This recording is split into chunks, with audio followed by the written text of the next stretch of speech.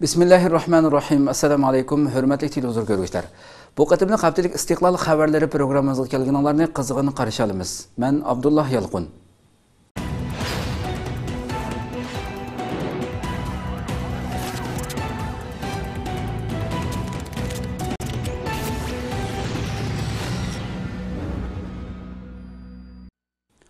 İstanbulda G'ulji qirg'inchiligini xotirlab shahidlar kechasi yig'ini o'tkazildi.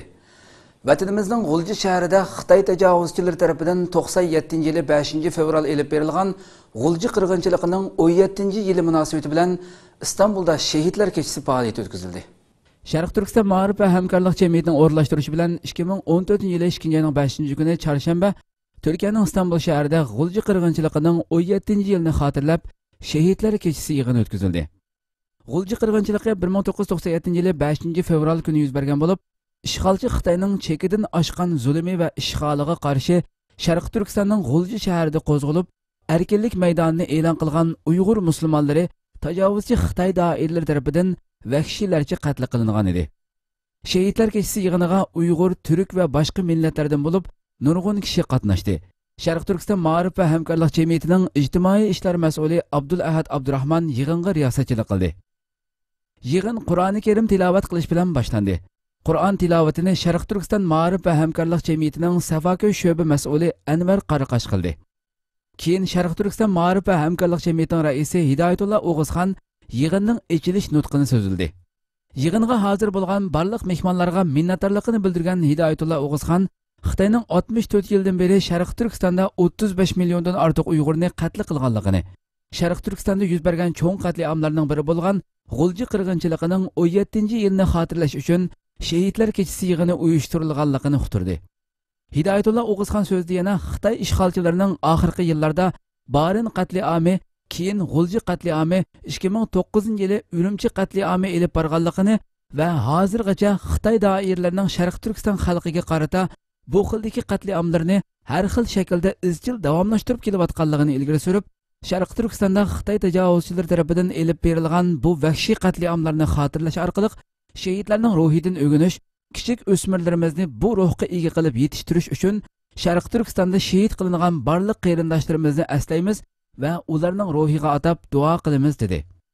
Dunyoning hech qanday yerida bo'lmagan zulm va qatliamlarni ishg'olchi Xitoy doiralarining Sharq Turkistonda elib berayotganligini, mustaqillik davosining ishg'olchi Xitoyning Sharq Turkistondan chiqib ketguchi davom qildiganligini ilgari surgan Hidoyatullo O'g'izxon, Sharq Turkiston masalasida Xitoy dunyoning ko'zini bo'ymoqda. Sharq Turkistonda yuzini o'rg'an musulmon ayollar, saqal qo'ygan yoshlarning qo'lga ilinishi va xohlagancha besib kirib, uylarning oqtirilishi davom qilmoqda dedi. Hidoyatullo O'g'izxon yana mundaq dedi: ishg'olchi Xitoy doiralarining inson qalbidan chiqqan zulmlari sababli minglarcha Uyg'ur qarindoshlarimiz ichkiri o'lkalar va dunyoning har yerlarida musofir bo'lishga majbur bo'lmoqda. Texi yaqinda Vyetnam 62 Uyg'ur oilasini Xitoyga topshirib berdi. Uning oldida Qirg'iziston chegarasiga kelgan 11 Uyg'ur Qirg'iziston tarafidan etib etildi. Biz bu davoni Sharq Turkiston mustaqilligiga erishganga qadar davomlashtiramiz. Yig'inning butun jarayoni Qudus televiziyasida naq maydondan tarqatildi. Hujjatli filmdan keyin yig'in qadam tashrif qilgan No'g'ay turklar jamiyati, Zaytunburnu rayoni muavin shahar boshlig'i, Sharq Turkiston ko'chmanlar jamiyati, İHA insoniy yordam vaqfi, Ulku o'joqlari jamiyati, Adolat va taraqqiyot partiyasining sobiq millat vakili, ijtimoiy yordam va madaniyat jamiyati, İstanbul mazlumlar jamiyati, Dunyo turkistonliklar jamiyati, Sharq Turkiston mehr shafqat va hamkorlik jamiyati qatorliq tashkilot va organlarning rais va tamsilchilari ayrim so'z qildi va Sharq Turkiston da'vosi uchun har vaqt Sharq Turkistonlik qarindoshlari bilan birga ekanligini bildirishdi. Bu asnoda Turkiya televiziya kanallarida o'zining jaranglik ovozini yangiritib tunilgan kichik mujohid Qashqarli va Sharq Turkiston ma'rif va hamkorlik jamiyati Zaytunburnu va Safaköy sho'ba Qur'on kursi va ona til yasisining kichik o'smirlari shahidlar o'lmas. Bu mazarda shahidlar yotidi. Shahidlarning nasli biz. Shahid Said Qutbning Qarindishim san ozodsan nomli she'rlarini o'qib, yig'inning kayfiyatini texmi jonlantirdi. Keyin Sirajuddin Fathullah apandi Saidnisa Luqmanning Bu vatan kimningdir nomli she'rini yig'in ahliga jaranglik deklamatsiya qildi. Kichik mujohid Qashqarlining dadasi Mirkamiljon Qashqarli Sharq Turkiston haqida tayyorlagan maqolasini yig'in ahlining diqqatiga sungandan keyin jamoat peshvosi Abdul Qodir Yapjanning shahidlarga atab qilgan duosi bilan shahidlar kechasi yig'ini oxirlashdi. Yig'inning butun jarayoni Istiqlol tashviqot markazi tomonidan Qudus televiziyasiga hozirlanib kelgan har haftaning chorshanba kunlik televiziya programmasi anglitishida naq maydon qilib tarqatildi. Sharqiy Turkistonda zulm uchirgan, Sharqiy Turkistonga, kufrga, zulmga, ishg'olga qarshi o'zining yoshlik hayoti va qani bilan shahodat bilan dunyodan ketgan qarindoshimizning shahodatining hurmati bilan duoyimizni ijobat qilib Qirg'izistonning Uyg'urlarni o'qqa tutishi uchur aloqa vositalarida qattiq tanqidlanyotdi. Xitoy tajovuzchilarining zulmidan qochib Qirg'iziston chegarasiga kelgan 11 nafar Uyg'urning Qirg'iziston tarafidan vahshiylarcha o'qqa tutilib shahid qilinishi xalqaro axborot va ijtimoiy uchur aloqa vositalarida qattiq tanqid qilinmoqda. Xitoy zulmidan qochib Qirg'iziston chegarasiga kelgan 11 nafar Uyg'urning Qirg'iziston tarafidan vahshiylarcha o'qqa tutilib shahid qilinishi xalqaro axborot va ijtimoiy uchur aloqa vositalarida qattiq tanqid qilinmoqda. İctimai uchur aloqa vositasi Facebook, Twitter va boshqa axborot tashviqotlarida Qirg'izistonning Xitoy zulmidan qochib kelgan 11 nafar Uyg'ur qon qarindishini o'qqa tutganligi ayblangan inkoslarda Qirg'izistonning tanqidlanish zamonining kelganligi ilgari surilmoqda. İnkoslarda yana Qirg'izistonning o'tgan yillarda o'zbek qatliami sodir qilganligi, Turk dunyosining buningga sukut qilganligidan keyin endi 11 nafar Uyg'ur muhojirlarni shahid qilganligi, agar Turk dunyosi yana sukut ichida tursa, Qirg'izistonning qarindoshlari bo'lgan Turk dunyosiga dushmanlik qilib, Rossiya va Xitoy bilan bo'lgan hamkorlikni kuchaytirganligi ilgari surilgan.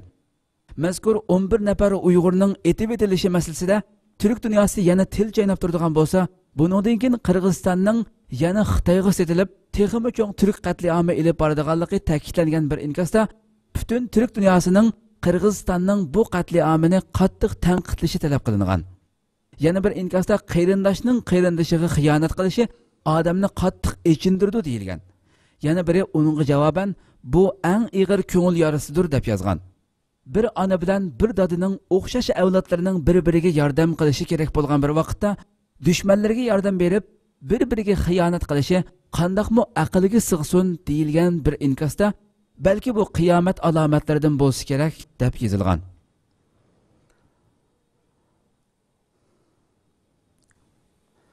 Amerika Xitoyni axborot erkinligi masalasida tanqidladi. Xitoy doiralarining chet ellik muxbirlarga qaratgan sovuq muomalasi Amerika Qo'shma Shtatlarining tanqidlashiga uchradi. So we're heading towards a court in Beijing where a prominent activist goes on trial today. Why? This is a public space. Xitoy doiralarining chet ellik muxbirlarga qaratilgan sovuq muomalasi Amerika Qo'shma Shtatlarining tanqidlashiga uchradi. Ma'lum bo'lishicha, Xitoy doiralari New York vaqt gazeti muxbirining Xitoyda turishlik ruxsatnomasini yengilab berishni rad qilganligi uchun mazkur muxbir Xitoydan chiqib ketishga majbur bo'lgan. Oqsaroyning bayonotida muxbir Austin Ramseyning Xitoydan chiqib ketishga majburlanganligidan Amerika Qo'shma Shtatlarining qattiq qayg'urganligi, Xitoyning bu pozitsiyasining Amerika Qo'shma Shtatlarining Xitoy va boshqa chet ellik muxbirlarga qilgan muomalasiga tamoman zid ekanligi ilgari surilgan. Bayonot yana mundaq deyilgan. Amerika Qo'shma Shtatlari nihoyatda beorom bo'lmoqda.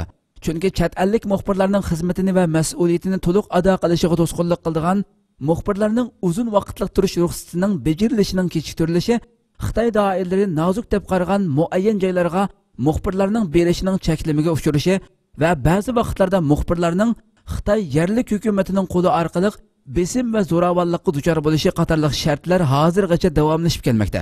Bayonotda yana Xitoy doiralari chet ellik muxbirlarga qarata vaqtida viza berish, belgilangan vaqtda kerakli sharoitlarni darhol hozirlab berish, Amerika axborot turbatlariga qaratilgan cheklimlarni bekor qilish va muxbirlarning xizmatini vaqtida ado qilishiga to'salg'u bo'lgan cheklimlarni amaldan qoldirishga da'vat qilingan. O'tgan oyda Xitoyda ziyorati bo'lgan Amerika muavin ministri Joe Biden ziyorat asnosida Xitoyning chet ellik muxbirlar masalasidagi sovuq muomalasi haqida ayrim munozara qilgan. Nation thrives where people breathe freely, speak freely, are able to challenge orthodoxy, where newspapers can report the truth without fear of consequences. We have many disagreements, and some profound disagreements on some of those issues right now, in the treatment of U.S. journalists. But I believe China will be stronger and more stable and more innovative if it respects universal human rights. Xitoydagi New York vaqt gazeti va Bloomberg axborot turbatlari Xitoy raisi Xi Jinping va sobiq Xitoy bosh ministri Wen Jiabao oilasining 2012 yillik shaxsiy boyligi haqidagi ma'lumotni tarqatgandan keyin Xitoy doiralari tomonidan taqib etilgan edi. İlham To'xtining qo'lga ilinishiga sabab bo'lgan leksiyalar. Mustaqil tadqiqotchi Uyg'ur ziyolisi İlham To'xti apandining qo'lga ilinishiga uning dadillik bilan Xitoy tajovuzchilarining elib berayotgan qonunsizliklarini echib tashlagan leksiyalari va maqolalari sabab bo'lganligi haqida uchurlar tarqalmoqda. İjtimoiy uchur aloqa vositasi Facebookda har qanday bir hukumat o'z davlatidagi samimiy haq so'zlagan bir ziyolini tutib zindonga tashlasa, bu davlat o'zida haqqoniyatning intayin kam ekanligini e'tirof qilgan bo'ldi degan temada bir yozma tarqaldi. Yozmada Beijing Markaziy Millatlar Universitetining professori va Uyg'ur biz to'rining qurg'uvchisi mustaqil tadqiqotchi Uyg'ur ziyolisi İlham To'xti apandining 2013 yili 9 dekabrdan 15 dekabrgacha nazarband qilingandan keyin qo'yib berilganda o'zining nazarband qilinishiga Nobel tinchlik mukofoti sohibi Liu Xiaobo bilan bo'lgan do'stlik munosabatidan boshqa 2010 yili 3 dekabr kuni so'zlagan Xinjiangdagi milliy siyosat nomli leksiyasining sabab bo'lganligini uqtirganligi yozilgan. Mazkur yozmada ma'lum bo'lishicha İlham To'xti apandi shu vaqtda o'zining nazarband qilinishining sababini tushuntirib, "Mening nazarband qilinishimga men so'zlagan leksiya asosiy sabab bo'ldi" degan va Beijingdagi davlat amonligini qo'g'dash xodimlari tomonidan ko'p qatim choy ichib suhbatlashish nomida chaqirtilganligini ilgari surgan. İlham To'xti yana 3 dekabr kuni o'zining Beijingdagi har millat ziyolilari qatnashgan bir qatimliq leksiyasida Uyg'urlarga yurgizilayotgan milliy siyosat ham Uyg'urlar bilan Xitoylarning rayonda birga yashash jarayonida saqlanayotgan konkret masalalar haqida leksiya so'zlagani uchun shu kuni leksiyaga qatnashgan davlat amonligini qo'g'dash xodimlari tomonidan bu leksiya sezgur temada so'zlandi deb qaralib, o'zining suhbat o'tkazish nomida bir kecha uyiga qaytarilmaganligini bildirgan. Mazkur yozmada yana İlham To'xtining leksiyasida Xitoyning Uyg'urlarga qaratgan milliy siyosatining tanqid qilinganligi, 1955-yili qurilgan atalmish milliy avtonomiya siyosatining rayonda ijro qilinish jarayonida saqlangan masalalar ham rayondagi yerlik millatlarning noroziligining qo'zg'alishidagi sabablarning konkret bayon qilinganligi ilgari surilgan. İlham To'xti apandining markaziy hukumat huquq markazlashgan kuchlik hokimiyat va Xitoyda har qaysi o'lka avtonom rayonlar markaziy hukumatga shartsiz bo'ysundi degan temalarda leksiya so'zlaganligi uqtirilgan yozmada Uyg'ur avtonom rayoni butunlay markaziy hukumatning idora qilishida va Xitoyning milliy siyosatida millatlar huquqi kafolatlantirilmadi. Uyg'urlarning noroziligiga hukumatning rayondagi siyosiy sabab bo'ldi. Xitoy hukumati milliy siyosatni o'zgartirishi zarur degan temalarda tafsiliy leksiya so'zlaganligi ilgari surilgan. Bu yozmalarning tafsiloti to'rimizning radio bo'limida bo'lib, tafsilotini u yerdan ko'rib olishingizni tavsiya qilamiz. Amerika Xitoyning Xitoy Janubiy dengizidagi Vyetnam bilan talashib qolgan orollarni Xitoy havo mudofaa rayoni belgilab e'lon qilishga urinmaslikka ogohlantirish berdi. Ministerligi Xitoyning Xitoy Janubiy dengizidagi Vyetnam bilan talashib qolgan orollarni Xitoy havo mudofaa rayoni belgilab e'lon qilishga urinmaslikka ogohlantirish berdi. Ilgari Xitoyning Sharqiy dengizida joylashgan Yaponiya egiligidagi orollarni o'zining xos havo mudofaa rayoni qilib e'lon qilishi diplomatiya krizisi paydo qilgan edi. Amerika Tashqi ishlar ministrligining muavin so'zchisi Mari Harf mundaq dedi. Washington Xitoyning yangi havo mudofaa rayoni turg'izishga hozirlanayotganligiga munosabatlik g'ayri rasmiy ma'lumot topshirib oldi. Mari Harf yana mundaq dedi. O'xshash o'rinlashlar ig'vogarchilik, qudratqullik va shaxsiyatchilik hisoblandi. Bu ziddiyatni kuchaytirdi va Xitoyning rayondagi diplomatiya orqali hal qilinadigan geopolitik siyosiy to'qinish masalasiga munosabatlik qoida prinsipiga jiddiy shaklda e'tiborsiz qaraganligini ko'rsatdi. Yaponiya Asahi Shimbun gazetining doklatiga inkos qaytargan Mari Harfning so'zlarida ma'lum bo'lishicha, Xitoy mudofaa ministri mas'ullari Parasil orollarini o'z ichiga olgan holda yangi havo mudofaa rayoni turg'izishga hozirlik qilmoqda ekan. Xitoy Janubiy dengizida joylashgan bu kichik orollarni navbatda Xitoy kontroli ostida tutmoqda. Lekin Vyetnam bu orollarning egilik huquqini talab qilayotgan bo'lib, Beijing bu orollarning va dengiz sohiliga xili uzoq bo'lgan rayonlarning butun egilik huquqini o'zining qilishga urinmoqda. Vyetnamda panohlangan 62 Uyg'ur aholisining Uyg'ur oilasining Xitoyga qaytirib berilganligi xabarining rostligi va ularni qutqizish harakatlarining unumi bo'lmaganligi aniqlandi. 2014 yili 2-3 dushanba ijtimoiy uchur aloqa vositasi Facebookda Vyetnamning 62 Uyg'ur muhojirini tutib Xitoyga qaytirib berganligi haqida uchur tarqaldi. Facebookda tarqalgan xabarda o'tgan hafta Qirg'iziston chegarasida shahid qilingan 11 nafar Uyg'urning voqeasidan keyin Vyetnamda panohlangan 62 Uyg'ur oilasining Xitoyga qaytarib berilganligi xabarining kelganligi. Bir haftadan buyon bu masalaga munosabatlik Uyg'ur tashkilotlarining xalqaro inson huquqlarini qo'g'dash organlari orqali qutuldirishga harakat qilganligi, lekin unumi bo'lmaganligi ilgari surilgan.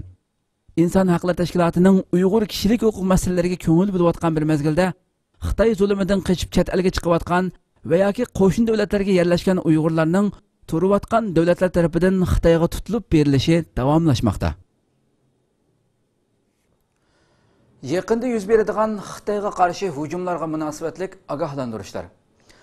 Amerika Markaziy axborot idorasining Sharq Turkiston musulmonlari bilan aloqa o'rnatganligi ta'kidlangan xabarlarda Amerika istixborot idorasining Sharq Turkiston musulmonlarini Xitoyga qarshi qo'zg'ab, Xitoy ichki vaziyatini keskinlashtirishni maqsad qilganligi haqidagi xabarlar tarqalmoqda. Al-Hadas News Story 2014-yil 3 fevral dushanba kuni Volgogradnikiga o'xshash Xitoyda yaqinda yuz beradigan hujumlarga munosabatlik ogohlantirishlar degan temada xabar tarqatdi. Mazkur xabarda ma'lum bo'lishicha, matbuot organlari Amerika Markaziy axborot idorasining Sharq Turkiston musulmonlari bilan aloqa o'rnatganligini ta'kidlagan. Xabarda yana Amerika istixborot idorasining Sharq Turkiston musulmonlarini Xitoyga qarshi qo'zg'ab, Xitoy ichki vaziyatini keskinlashtirishni maqsad qilganligi va bu maqsadining amalga oshishi uchun ba'zi tashkilotlar asosidagi urushga mohir guruhlarni qurollantirib, Xitoy ichini nishonga elishga urinayotganligi ilgari surilgan. Xabarda yana ba'zi dokladlarning dunyoni kontrol qilmoqchi bo'lgan Amerika Qo'shma Shtatining Xitoy Yaponiya o'rtasida talashda qolgan orollar bilan Xitoy Janubiy dengizida krizis paydo qilish siyosatining mag'lubiyatga uchraganligi.